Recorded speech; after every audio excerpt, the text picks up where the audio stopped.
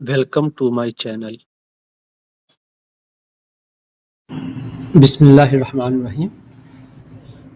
اب اس ویڈیو میں بے گروپ کے حروف کو الف سے جوڑ کر شبد بنانا سیکھتے ہیں۔ بے گروپ کے اکچھر آسانی سے الف میں کیوں جڑ جاتے ہیں؟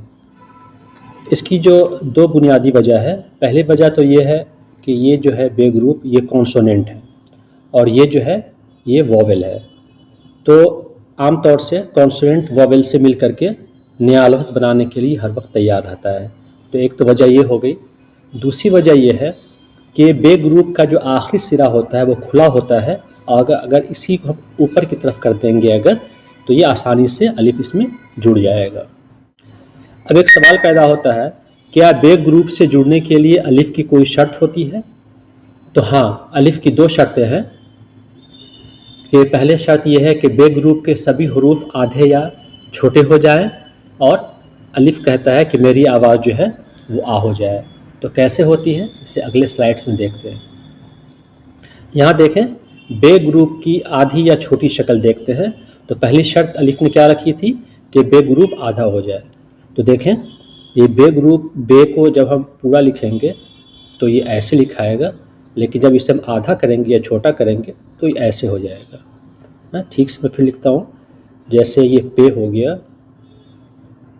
تو پے کو جب چھوٹا یا آدھا کریں گے تو ایسا ہو جائے گا تے، دیکھیے، لیکن جب اسے ہم چھوٹا یا آدھا کریں گے تو یہ اس طرح یہ صحیح شکل بن رہی ہے۔ اسی طرح سے ٹے، یہ پوری شکل ہو گئی، اور یہ جو ہو گیا آدھے حروف ہو گئے اس کے۔ ٹھیک ہے، ایک چیز آپ دیکھ رہے ہیں کہ یہ اپنے اس کے جو سائنس ہیں، جو ڈاٹس ہیں، وہ اپنے ساتھ ہی رکھ رہا ہے، وہ بھلے ہی وہ چھوٹا ہو رہا ہے۔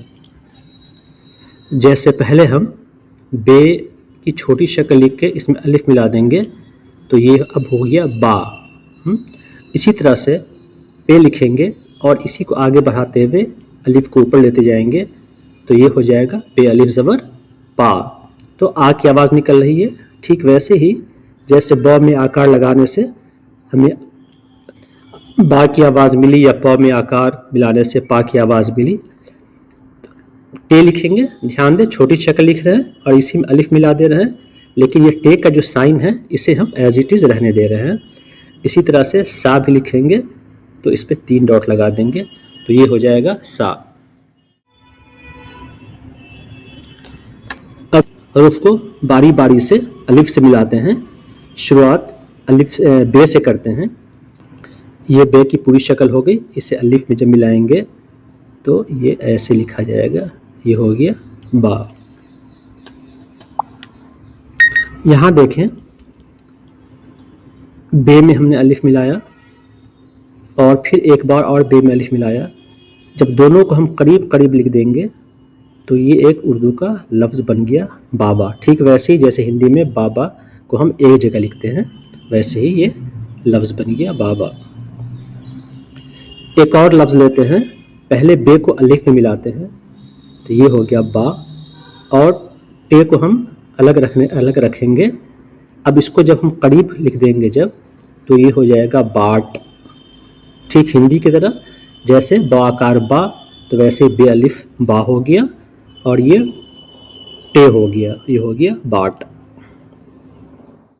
اب پے کو لیتے ہیں، پے کو الف سے ملاتے ہیں تو پے کی پوری شکل چھوٹی ہو جائے گی یا آدھی ہو جائے گی، اسی میں ہم الف ملائیں گے، اس کے بعد ہم نیچے 3 ڈاٹ لکھ دیں گے، یہ ہو گیا پا۔